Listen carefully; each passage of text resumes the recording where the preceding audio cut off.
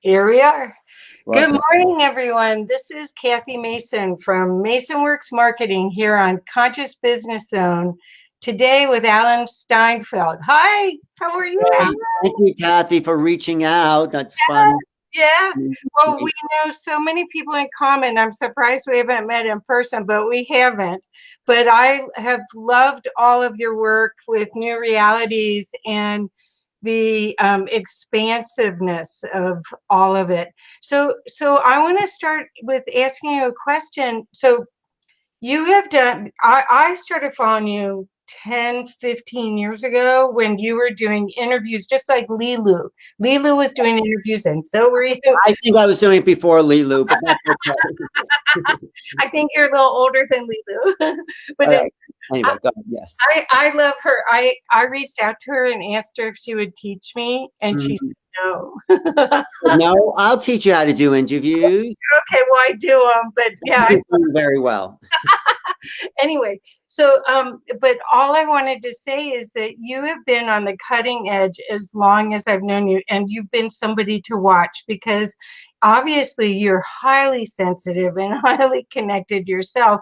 And I really respect that because I want to follow that path. I want to follow the path of infinite possibilities, not the path of this reality. Thus, your show is called New Realities. So, Right. how did you get started on this? Well, I always wanted to know what was going on in the world, and no one would tell me. Everyone would just go about their business like that's all there was, just their business, or watching the baseball game, or what was on television, or, growing up in suburbia. My father worked hard. My mother was raising a family, and you were going to school. You go to school, you get out of school, and after sitting behind a desk for 12 years, and elementary, high school, junior high, all that, then you go to college, you sit behind a desk. All you're really qualified for when you graduate college is to sit behind a desk. So you become a lawyer, an accountant, a teacher, but I don't know. I didn't want to do all that. I wanted to do something different. I wanted to make my own way Right. somehow. And, there's no map for making your own way in the world. Many years later, I did what Bashar now is telling people to, is follow your excitement. But I did that. I graduated college. I moved to New York, and New York in the late 70s, early 80s was like a pioneer town. There was like the 60s and the kind of a kind of hippie culture, which I felt sort of connected to, but the kind of mm, there was a resurgence happening in the 80s. There was a cultural and artistic and avant-garde resurgence. And that around that time, and things like the Mud Club, Club 57, these like Keith Haring. Keith Haring, do you know who he is?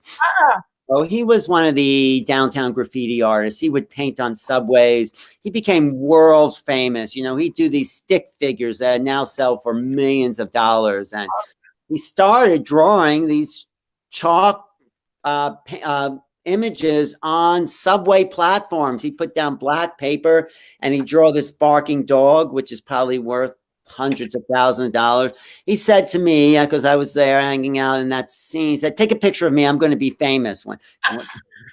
I said, "You're not going to be famous. You're just drawing these stick figures." But he actually did become famous, and I think maybe that kind of was the end of. I mean, kind of died early. There was a whole, there's a lot of that going on then in the kind of art scenes, some of the AIDS and all that. But that was the kind of opening the art world in New York, though, and the kind of performance scene. And these people were really creating their own reality in doing performance, and the power of manufacturing an environment.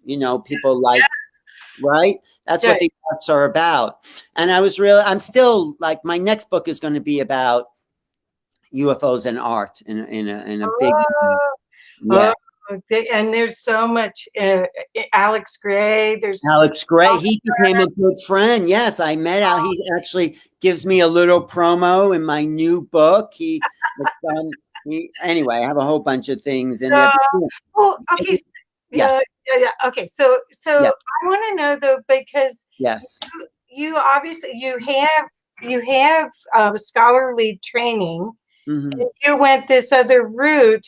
And has it been expansive? Has it been? I mean, are you every morning? Are you excited about what's new? I'm so excited about what's new because when you do find your own path, you start to access other pieces of information that normally wouldn't come to you if you're just reading the newspapers. I mean, of course, there's a lot of that now online. There's so many alternative news sources and things like that. But I am really excited about this time. Something seems to be cracking open. That is why I wrote this book. You have a JPEG, Making Contact, because as the government, there it is. It's the preparing for the new realities. I had to put my alone little plug to my theme in there. Yes. The new realities of extraterrestrial existence. Well, a lot of people know that that's out there, but how is that going to shift our awareness? Well, drastically.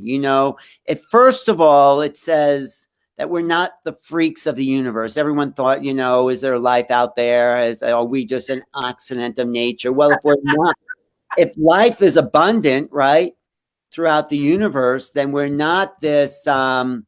We don't necessarily live meaningless lives. We're not just this kind of weird anomaly, right? Thank you.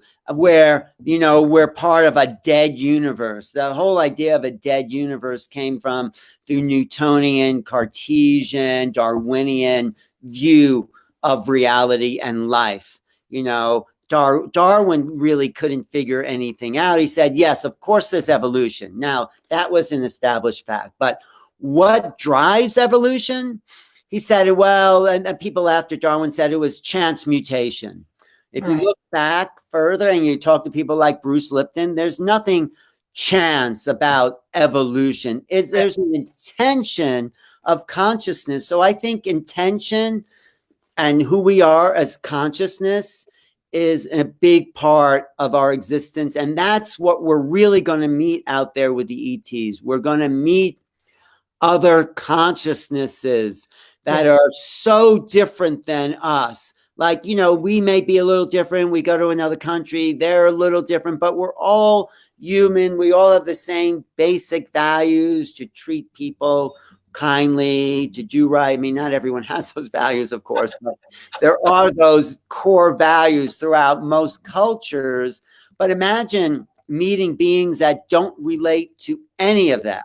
Not that they're bad or even good. They are just different. You don't even know if they had a mother or a father. Do they eat, they sleep?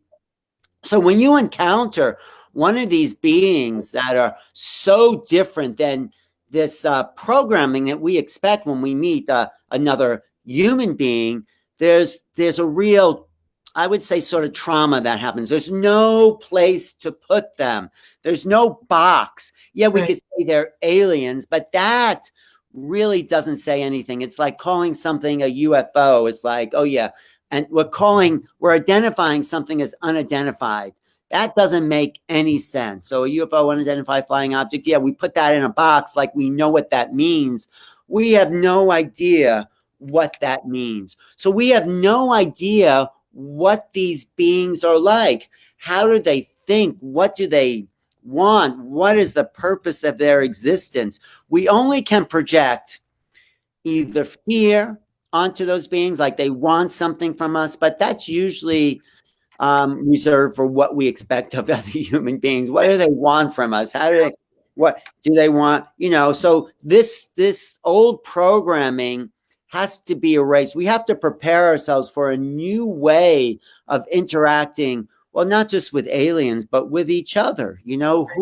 How can we serve each other? I mean, I think that's what you're doing, Kathy, with this program. How are you serving the higher humanity? What how can we put a good word out there to bring peace on the planet, all that. But I think it's even more than that. And Yeah. what this is what I'm so excited to talk to you about this. Okay, so anyone who's had a spiritually transformative experience, whether it's been through contact, which I think you've had I contact. have had contact. If you read my book, there's a whole story. I've never wrote that story before, but there's a whole. Oh, okay. That's what got me so obsessed with. I would not be doing this if I didn't have my own experience. I would say, "Oh yeah, that's nice and interesting." But once you got it, anyway, it sends you down the rabbit hole. Okay, so once you see that this little human body is just a small, teeny portion of who you really are, Yes. then the quest goes into how to expand and bring, well, elevate your frequency enough to hold more of who you really are, which is what you're doing. I mean, you may have different subjects. It's MUFON or ETs. It may come under other different subjects, but in essence, everything I've watched of you is how to be the expansive consciousness, right? That's what we're all trying to do here. How do we keep accessing more information, more compassion, more a higher vibration? It takes so much time to work ourselves out of the old paradigms, our old family dramas. I mean, they're so deep into us. The drama. Does this person like me? What am I going to do when I grow up? Like, what shoes should I buy? That's more. Well, no, I saw your picture of your family. What number are you? I'm the firstborn. Yes. Out of five? Was it No, five? no, it's just me and two other brothers. Three. Oh, okay. Look, I couldn't tell on the picture who Which, all was. which It was that? I wonder. was on your Facebook page. Oh, okay. So anyway, well, no, so Vibration. Yes. Tell me. Yes. so no, this vibration that's available, what I see is 2012. Well, I'll back up. Barbara Marx Hubbard is somebody I've read all of her books and followed her and got to meet her many, many times. She Yes. never remembered me, but I was at her 85th birthday, 86th birthday, 87th birthday. Anyway, but she didn't remember me, but oh my gosh, what an incredible woman. And she said this whole period from 2012 on was the birth of a new human species, which she called Homo universalis. Okay. And you haven't used those words, but you are on the search to what the recipe is for that. Correct? What was the first word she said? Uomo. Uomo. It's Latin for man. Uomo. A woman, right? No, Uomo. uomo. It means man. Oh, really? Homo. It's like homo, but it's uomo. It's Latin. Okay, good. Well, yes, we are becoming a new human, and we're charting new territories, and extraterrestrial existence is part of the new human. And nobody really knows what this new story is going to look like, except it's not going to look like the old story, which is basically war and destruction and atrocities mixed in with beauty and civilizations and art. And so we came, I think H.G. Wells says civilization is a race between catastrophe and education. And so I think if we can learn from the past, of course, what you learn from the past is another quote by, what's his name, the English writer, George Bernard Shaw. What we learn from history is that we learn nothing from history. Anyway, I think we're in a new place where because the vibration is shifting since 2012, that was definitely like a activation point where something else came into the field, right? So we talk about the field. There's new energetics. There's new grid structures. Actually, Carolyn Corey in my book, I do an interview with her in the book. Do you know Carolyn Corey's work? She just did a movie called The Superhuman. She has the last chapter in that book there. Okay. And the superhuman is how to use more of your brain to remote view, to be non-local, to send telepathic messages to people. Actually, 11 out of the 12 essays in this book, because they're a collection of essays, talk about telepathy, talk about how we have that capacity. What's his name? Elon Musk wants to implant chips in people's brains so they can be telepathic. We already got that capacity. Isn't that ridiculous? They want to give us artificially what we already have. We just haven't been trained to use it. Right. So Right. this is how a lot of the contact has happened with people, is through most of it is through telepathy. I mean, I'd say all of it. Right. Right. Right. Well, the reason I love all this is I get a lot of information myself, and so I'm always, I remember at 8 years old going out in the backyard and putting my hands up and saying, "You left me at the wrong house. Please." No, you needed to go there to learn. You needed to help those people. That's Oh, what I I don't know if I did, but I think you did. yeah. Well, who knows? They'll be watching this all here. Anyway, the thing that I guess there's the unseen world Mhm. and the seen world, and then there's this matter. The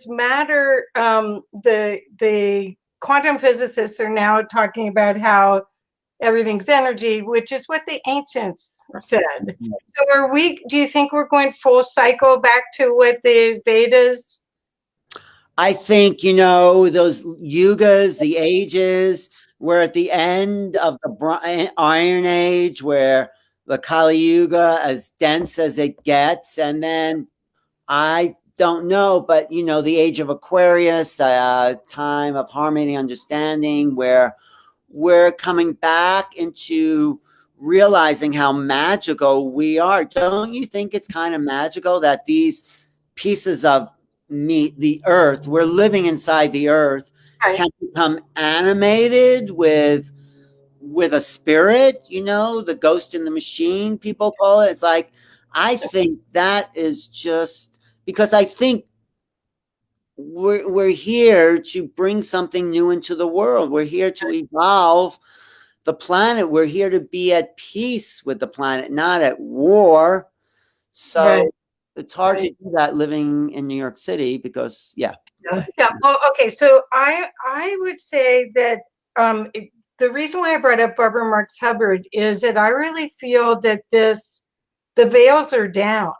So the construct that we had before 2012, there wasn't this big change in 2012. It's been this gradual change.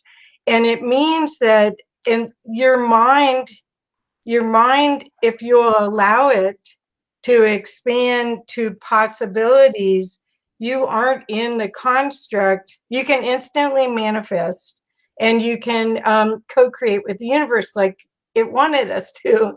But what you're saying about telepathy and everything, we have to be clear to do telepathy.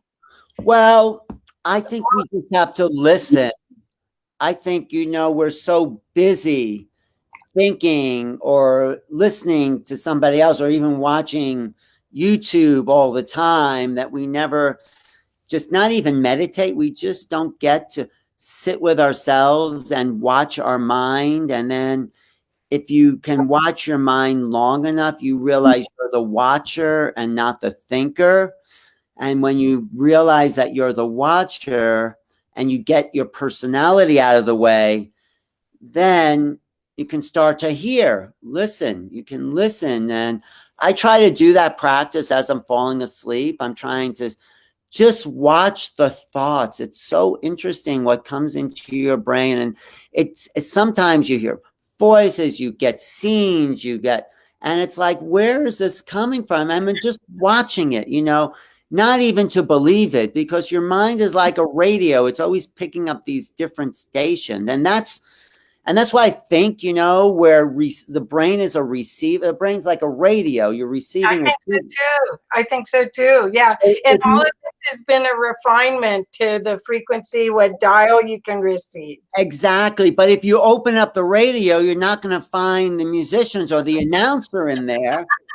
Right? We're out there. We're like our cell phones. We're picking up the signal, right? If you break the cell phone, it doesn't mean the telephone calls stop coming. No, no. But Yeah. you have to really think about what this whole, the gift of this whole time period has been is that people have had, a lot of people are working from home now. They don't have the same commute. They've had more time. They've had a fear of death in last March that gave them a chance to really see, well, what am I doing here? That's the real thing, is what are we doing here? Well, that's the big question. But you know what? There is an answer to it. It's just not like, you're not just here to work, have a family, feed your face. Those are all great things. There's nothing wrong with that. We're here to understand the mysteries. Mm-hmm. Right. And the biggest mystery is sort of ourselves, Right. Yeah. When the first thing that got me into this was channeling. I saw Ramtha. You remember Ramtha? Oh, yeah, of course. KJ Knight. JZ Knight, yes. Knight. Well, I never did any spiritual practice before. I was kind of into psychology. I wanted to understand the human mind. A good friend from college says, after graduating in 1981, you have to hear this woman, this 35,000-year-old warrior from Atlantis, comes through her and she changed it. And I said, no, that's ridiculous. Woman must be crazy. She must be making it up, or she's maybe. I never thought she was doing the real thing until I went to see her. Yeah. And Ramtha said after JZ Knight goes into this trance, her body does sort of change. Her neck expands. I don't know if it's like, I haven't seen her in a while. Her eyes go from blue to these big black pupils. Wow. And she walks around. You could say it's an act, but there's something very dramatic going on there. So I'm sitting in the audience and I'm just observing all this. And then Ramtha points at me, and it's a small audience back in 19, and he points at me and he says, "What say you, beloved entity? How be you this day in your time?" It's like so Shakespearean. It's like, I love Shakespeare. It's like, here's like, and you know what happened to me? I shifted consciousness. I don't know what it was, but the room became kind of fuzzy and misty, and I felt like I was coming out of my body in a way. I felt like this moment of expansion where, I don't know if I was making that, but something happened to me that altered my perceptions of reality. Before that, I was just kind of like, oh, it's all psychologically based. So it has to come from our psychology, these manifestations. But after that, I thought maybe our minds are receivers of other consciousnesses. And maybe this consciousness we call our personality is just one of many. And maybe there's the observer of the reality that's not really our personality, right? Right, of course. So, there's a great joke in the New Yorker. There's a guy sitting at a bar and he's kind of drunk and he's yelling at the bartender saying, "Hey, pal, you have no idea who I think I am." And that's like us. We think, right? We think we're this personality, but I think, and some people say this is maybe what the ETs are trying to tell us, because they're more non-physical, more elusive, that there's something greater to us. There's a bigger part of us. So what Ramtha said back in those early days was that everybody wants to understand the phenomena of channeling, and people are still very curious about that. And I do like a channeling show every other week. But the bigger mystery here is what's coming through you, Kathy. Right. Where's that intelligence and that voice and that spontaneity and that life force? That is not just a product of the food and the chemical react. There's No, no. something Yeah. No. we Yeah. are incarnating. Let's call it incarnation. Well, Right? I believe that we all stood in lines to get these bodies to be here right now to watch, to be at the show, which is the ascension of a planet, and Yes. see how many beings want to ascend and how many don't want to ascend. And that's Well, okay. the only reason they don't want to ascend is because they don't know they can. Right. Well, but I don't know that they may have chosen to come this lifetime. They may have chosen to not do it. I mean, that's a choice Right. too. But I think our destiny is to ascend as So, human beings. So why did we come here? We came here to own the human experience. That means to have you don't have to do everything, but you have to have felt everything. This is my belief, to be everything people have felt in the human experience. That means owning all the anger and hate and all that stuff, but also all the great stuff, all the compassion, all the love. And I think when you can be at peace with all those human experiences, yeah. the cellular structures in our bodies, which are based on emotional capacities, start to vibrate at a quicker rate. We start to actually activate the photonic potentials within each of our cells, and that vibrates it faster. And we can, and people have done this, turn the body into light, the rainbow body, the ascension, the third attention, as they say in the Toltec tradition. That's our destiny. That's why we came here, not to get off we came here to experience. Yeah, I mean, I think that in my 20s, I thought I want to ascend out. And now it's all it's an all inner game. And it seems like it's Ho'oponopono every day with a clearing, because the trigger shows up and I'm like, oh, I didn't realize I felt that way about that. Right. You have to own that. So when you know that you felt that way, you have this dark side, and we all have those, and we can be at peace with that. And that's a work in progress. You really have to do the recapitulation of your life, make peace with all those triggers. I just saw my mother, and if there's one person that's going to trigger you, I mean, Ram Dass used to say that if you think you're enlightened, spend a week with your parents. I remember him saying that. So it's like, yeah, that's still like, yeah, I see. I haven't offended yet. Yes. Well, and that's all, and it's all perfect. That's the thing, is it's all perfect. So part of the fun of this is that I do think that the path to joy, like what you're doing with your book, Making Contact, is you're giving information out so there's no fear. There's by sharing people's experiences, you're allowing people to not take the War of the Worlds version of all of this. And you're allowing people to experience and know through other people's experiences. And through my own, there's about 11 essays in this book and George Norrie makes 12. He did the introduction. That all we have to fear is our projections of the known. The unknown, which is the new realities, represents something we have yet to even fathom and contemplate. And what we project as fear of the known is the fear that we've seen in movies from we have more to fear from each other, fellow human beings, than we do from these ETs. If they wanted to take over, they would have taken it over already, and maybe they have taken over our minds. But if we free ourselves from our addictions, our dogmas, our education, all the things that have kept us in a box, there's something so magical and amazing that awaits for us, interior and the inner work and the outer work. We have to take things out of the boxes we put them in. Even meeting a tree, when we put it in a box as a tree with our left brain, oh yeah, I know what that is, then you think you know everything because it's all boxes. But when you meet something, and this is the preparation, outside the box, and you have no frame to put it in, you could do one of two things. You could freak out and close down, or you can expand into the world to include more possibilities. And Well, that's the evolution.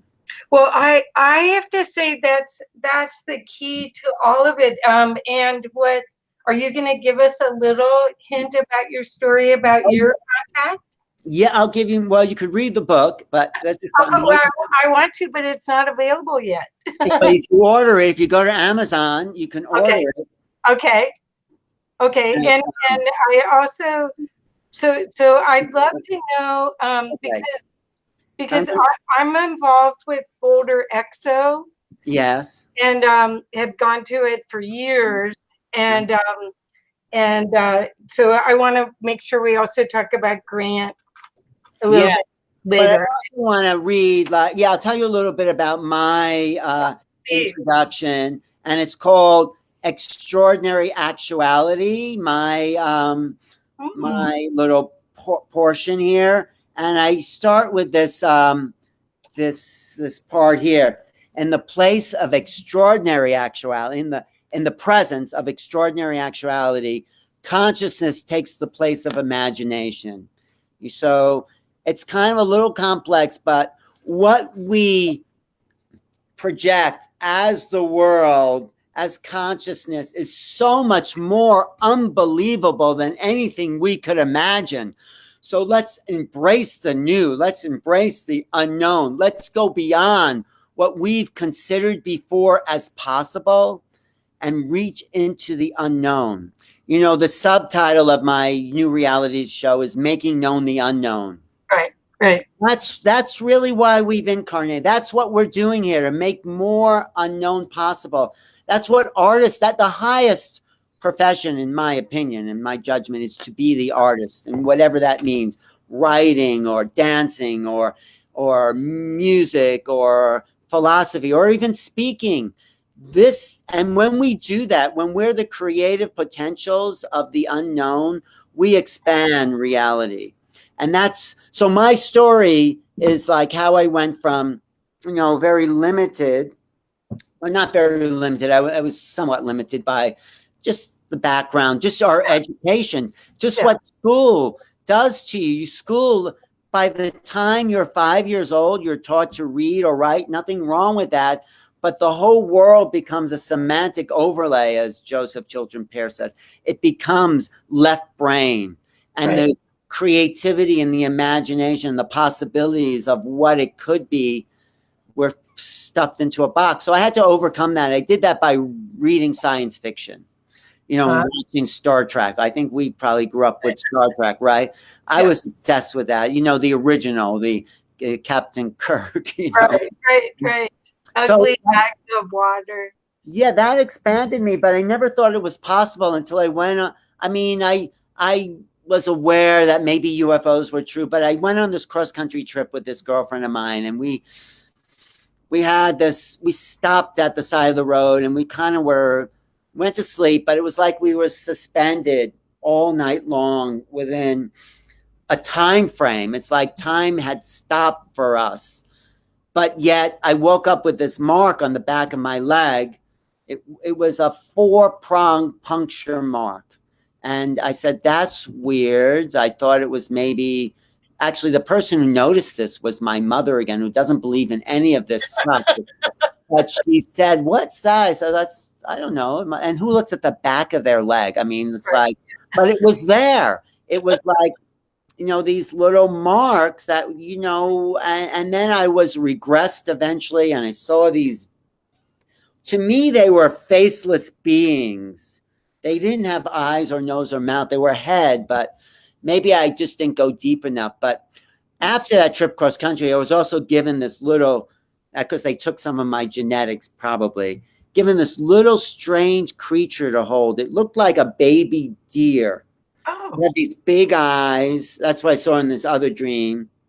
I said, this is weird. And I don't know who gave this. And it was dream. Like, my contacts have been in dream states. And my theory is, like, when they show up, if they were to show up right here in this reality, it would completely shift our consciousness. We'd go into an altered state. Like, you have to practice lucid awareness. This is why I think people like Whitley Strieber is one of the most conscious contactees because he's practiced being aware. But for me, I'm still practicing. So there's a shift in consciousness into these dreamlike realms. And that was been my experience. So I was given this little creature, which was probably part of my genetics. And I said, this is weird. I could not relate to it. It's like, I thought, like, please, why are you making me hold this animal?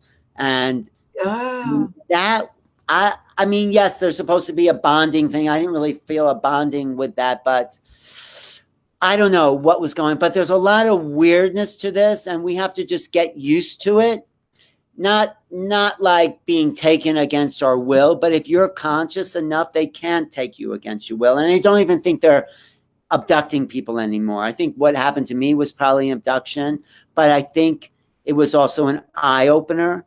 It's like it also expanded me. I'm not saying it was pleasant, but it wasn't unpleasant. It's like going to the dentist. Sometimes, like, sometimes you need that cavity fixed or something.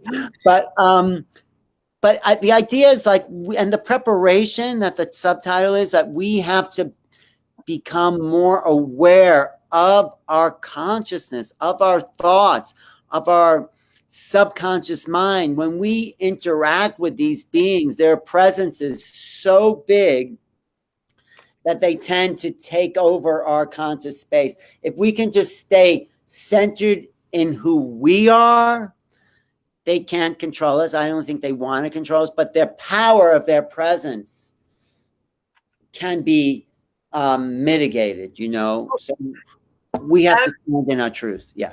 Well, so several things that come to mind. I was in Crestone with Roberto Gonzalez and Paula Harris for a long weekend, and we tried to connect with the beings from the planet Apu, and it was unsuccessful. And there wasn't really enough of criteria that they used of who could come. So people that were all different awarenesses in a circle sitting there hoping that things came.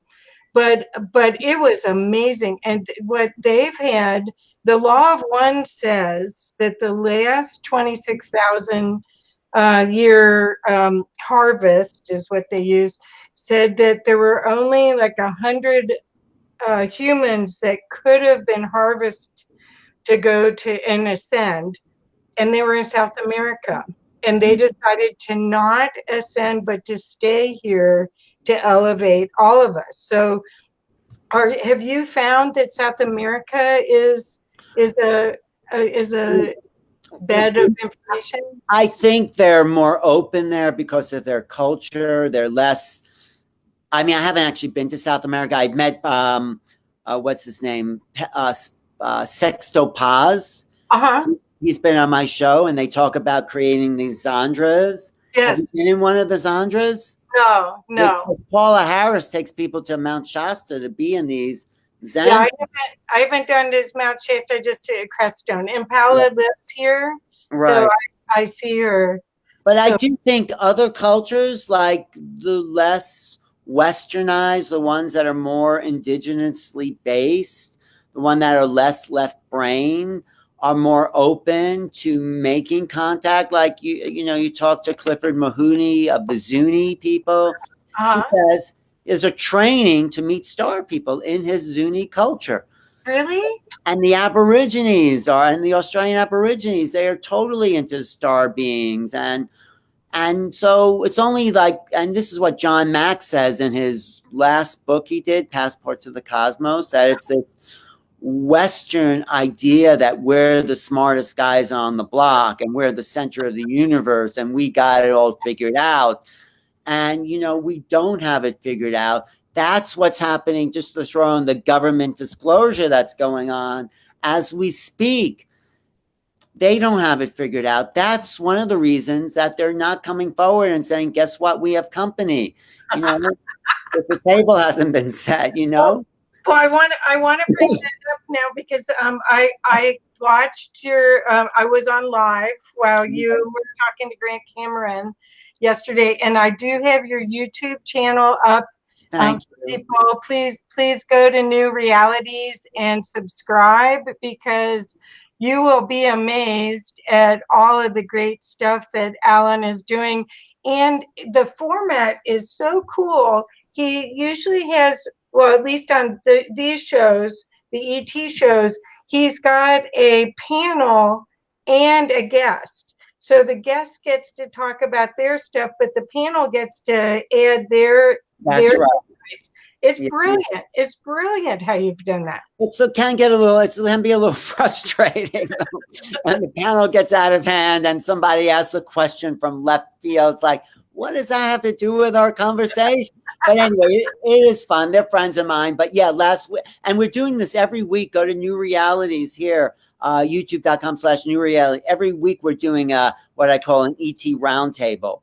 And I think next week, I haven't talked to him, but I'd like to get Michael Grosso on. I mean, Okay.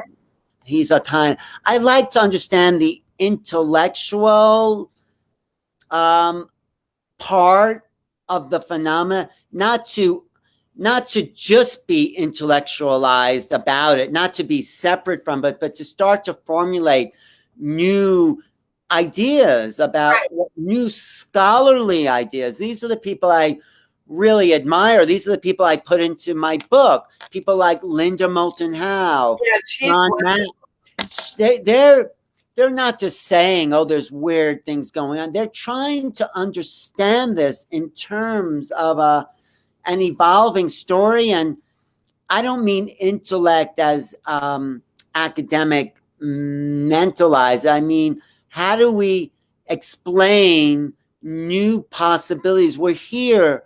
And that's what science has done up until like the last century. I mean, there's some scientists that are very stuck. Like you take the Fermi paradox, who says, where is everybody? And I say, they're right here, you know? I mean, Yep.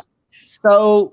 And the ET thing, this is what's so interesting. What Grant was saying yesterday was, he was saying that the government really doesn't know, that most humans can't expand to a high enough level to realize that maybe it's all right here, right now.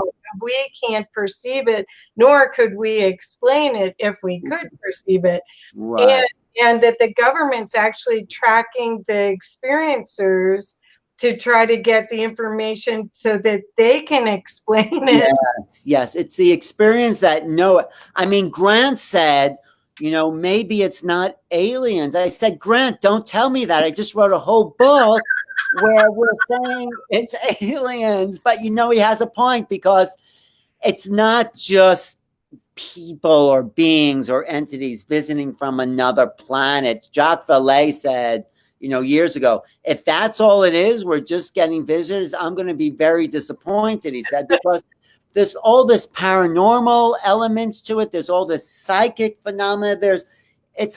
Seems to be a lot more than just a little gray being coming to, like, you know, say hello. Right, of course. And I mean, if the Boulder Exo group, there's been so many lectures where people have talked about nuclear bombs not going off. And I mean, and it was interesting, one of the times, and I'll go on from there, but that was one of the times where somebody in the audience said, I was at that Army base, that Air Force base, and we didn't know what was happening. And the presenter was talking. It was Hill. I'm trying to think of her name. Anyway, Patricia Hill? No, who was it? No. It's anyway, I'll think of it anyway. But what's happened is that there's all these different layers of experiencers. There's people that say they're walk-ins. There's people that have all these other experiences, that all of it's expansive, where it's how much can you calculate in this brain? How much experience and expansiveness can be usable.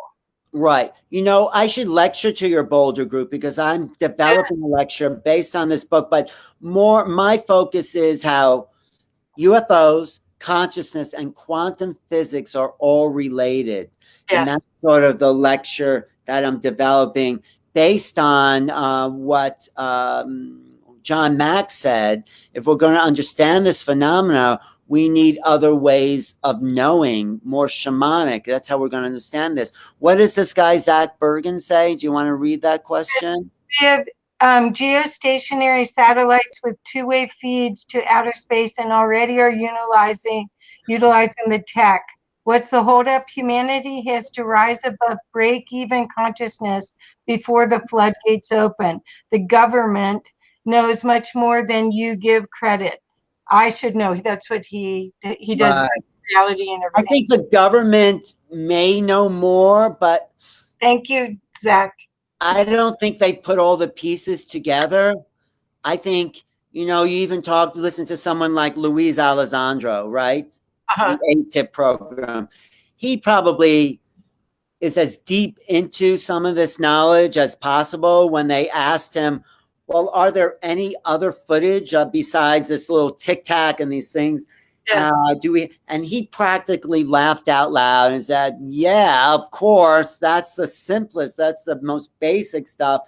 But I don't think the government's ready to go to the metaphysical understanding, like Grant was talking about on my program yesterday. You can watch that program. Go to my channel and look for the new realities. But so we need a whole shift of consciousness. We have to get out of the religious fundamentalist background, like Grant said, like McDonald's, hamburgers, and Jesus. It's not like there's nothing wrong with believing in all that, but it's like, I don't think Jesus is going to save us. We have to save ourselves. I think Jesus was a master. I don't mean to offend anyone. I think he did ascend. I think Jesus and Buddha and the great avatars that have come here as part of this 26,000 year cycle showed us a way to get back home by loving one another, by coming, finding peace. I love the Gospel of Thomas, who said, seek and you will find. And when you're find, you're going to be troubled. And when you're troubled, you're going to expand basically and reign over all. So it's not like we have to get out of the religiousness, the religiosity, and take the values that religion have tried to give us without the dogmas to religion, and realize that someone said here that we are part of the mysteries. The floodgates are in our own consciousness when we get out of the box of possibilities. And I like to quote Lewis Carroll, who says, I like to think of 6 impossible things before breakfast. Oh, that's perfect. That's perfect. Well, one of the other things is that on your channel, I think it was Cryon, was channeling something, and he said, and this is a great thing for us because we need to wrap up soon. Yeah. What he said was, you cannot understand and comprehend the beauty and the delight that is available for you. That gives me chills. Thank you. I didn't get it when Kyron said it, but I got it when you said it. Oh, well, see, that's what, we're co-creating that with the universe. That's why we're here. So if more of us picture that and wake up of, how can I make everything better? How can I be loved today? How can I create this new world? Then we have a whole different reality than we have right now. Exactly. No, and it is beautiful. I'm just looking at Zach's last comment. I am the government and wide awake. Cheers. Well, if you're the government, start talking. Stop keeping the secrets to yourself. He can't say everything. I think he can. That's the problem. They think they can't but what if it was splattered across the front page of the newspapers, right? What if the truth, and that. Alan, I can connect you to Zach, and you guys can. I'd like to interview him. I would like to interview him because I just want to read the introduction to this book, because if they're not telling us the truth, we are an enslaved civilization. We have to, and we've been, Linda Moulton House says it here in this chapter, we've been abused by being kept from the truth. So what does the government know? Why do they think they're better than us or smarter than us to know the truth? Do they think people will freak out? No, it has to do with corporate interests. These UFOs are not filling up their gas tank to get here. Obviously, there's another technology. I think that's, in all fairness to you, Zach, I think the government's protecting the corporate structures. If that's not going on, then you tell us what's going on. But I just want to. Perfect. That's perfect. He will see what he can. He can tell us some. Well, why doesn't he tell us all of it? I mean, yes, he's sworn to secrecy. Maybe they'll assassinate him. I don't know if that's true, but No, I think I mean, if people come out with the truth, that's what they're afraid of their family and their person. But maybe if enough, it's like, breaking the line. If enough people go through that barrier all at once, then they can't stop all of us. I'm not saying you should volunteer, Zach. I'm sure you're not. It's a 100th monkey, really. Yeah. I mean, when consciousness starts shifting and enough people hold that other vibration, that's the piece. Then the other thing I wanted, do you know Dottie Lamb? Dottie, I know someone named Dottie. I interviewed someone. Who is she? She's an older lady that works with ETs. I think I just interviewed her. She's on my channel. Oh, I didn't see her, but she talks about how she works with the mantis beings a lot. And she, I'll connect you if you want. Amazing lady. She actually, she was part of a walk-in book too, but the Sheila Seppi book, yes. Yeah, Sheila. I know Sheila well. I know Sheila too. I like her. I've done work with her. Yeah. I just wanted to read. Oh, what were you asking about Dottie, though? No, I just think that what I'm hoping is that people will buy your book and realize that they don't have to be scared of contact. Well, more than that, I think the book opens people's minds to possibilities. If you absorb everything that's in this book, you're going to be ready to meet the others on your terms, on who you are as you stand in the presence of your beingness. And so I just want to read the introduction to the book, just the opening phrase, which is from an abolitionist from the 1844, where the abolitionist movement, the freeing the slave movement in this country really took hold. And we've been enslaved to the government in a sense that doesn't want to tell us the truth. That's part of this. And this guy, Williams Jennings, says, there are seasons in human affairs of inward and outward revolution when new depths seem to be broken open in the soul, when new wants are unfolded in multitudes, and when a new and undefined good comes forward.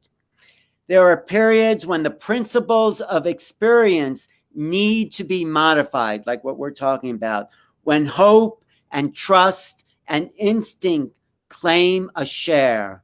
Yeah. When in the guidance of human affairs, to dare is the highest wisdom. So we need to dare that we go beyond the limitations that have been imposed on us by ourselves and by others and start to contemplate new realities of the unknown. Go into the unknown. We are sitting at the edge of the unknown right in this moment. So that's great. That's great. Oh, thank you so much. Well, everyone, please go to Amazon and pre-order your book, which is out. If you're in Sedona, there's an event on the 2nd, which I wish I was there. A free event at the Unity Church. That's 100 Northview Road in Sedona, West Sedona. And we're going to be signing books. Travis Walton is going to be there. Who's probably the most well-known contactees, was missing for 5 days. JJ and Desiree Hertog, who bring the spiritual element to the UFO question. Bridget Nelson, who talks all about her starseed, her children, her hybrid children. Mark Sims, Mark's story. For 13 days, this etheric being, this extraterrestrial sort of being, Tejbar, made contact with him and lived inside his body with him. It's a very strange story. It was kind of a semi cohabitation walk-in. It wasn't exactly a walk-in. I call it a cohabitation. But that opened him up from going from business to this whole ET reality. So Mark's going to be there talking about that. And then we're going to do a CE5 out in the with a bunch of people like Sedona people who are making contact all the time. I just met this woman who said, yeah, all I have to do is open my heart and they appear. So there's going to be a CE5 after this book event at the Unity Church. So if you're in the Sedona area or you want to come down here on May 2nd, be part of it. It's more like a festival. It's more like a mini half-day festival, 2 p.m. to 6 p.m. And at 8 p.m., we're going to the desert, to the vortex, to call them in, to start making contact. Okay, so Deidre's on, and she says she's in Sedona right now. So is the best way for her to know?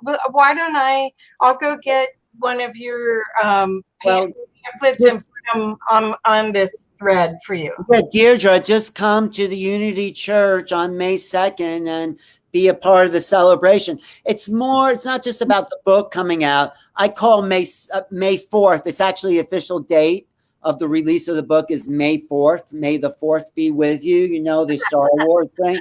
But this is my declaration, I'm calling it World Making Contact Day. So May 2nd, May 4th, that whole week, really. So Deirdre, introduce yourself when you come, if you want to come to the event, and if other people are coming and they have information they want to share or the work they've done, it's going to be a networking event. Also. Yeah, I've got some other friends there that I'll clue in and see. Yeah, I wish I could be there, but Boulder's not bad either. No, Boulder's great. I do want to do a lecture on my UFO consciousness and quantum. Okay, well, I'll connect you with the people that set that up. Is it live or do they do on Zoom events, or is it? Now they are, but they were doing it at the law school in a big auditorium and with a big crowd. So nice. For years. So anyway, Kathy, you are really easy to talk to. I think you're a really good interviewer because you are, because you involve yourself. You're not just asking questions, tell me this.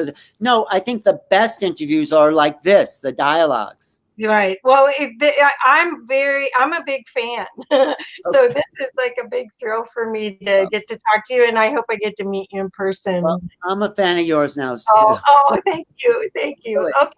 Well, thank you. Everybody go get the new book. And on Amazon, you go to Amazon, because this way my ranking on the Amazon, if you can order from Barnes & Noble, all those places. But I don't know, when you get a high ranking on Amazon, other people notice you, like the New York Times and things like that. Yeah, but the other thing is there is tons of great stuff on the YouTube channel, and if you should go, I highly recommend the panel interview for ETs that was on yesterday. It was amazing. It was mind-blowing. I actually watched the first part again. Yeah. It was like, whoa. It's because Grant I think Grant, I'm so happy he's in this book. Grant is one of the best minds in the field. He's trying to understand this phenomenon from so many different directions, and he's so important in this movement. He calls the whole UFO thing the Super Bowl of all events. That's right. And I have gotten to be with him as he's come for either Gaia TV or for Boulder Exo. So and if you're watching this, you're not a spectator. You're a part of the Super Bowl, right, Zach? You're part of the Super Bowl. And we're scoring. Score. Anyway. Well, I don't know. Have we made a touchdown yet? I don't know.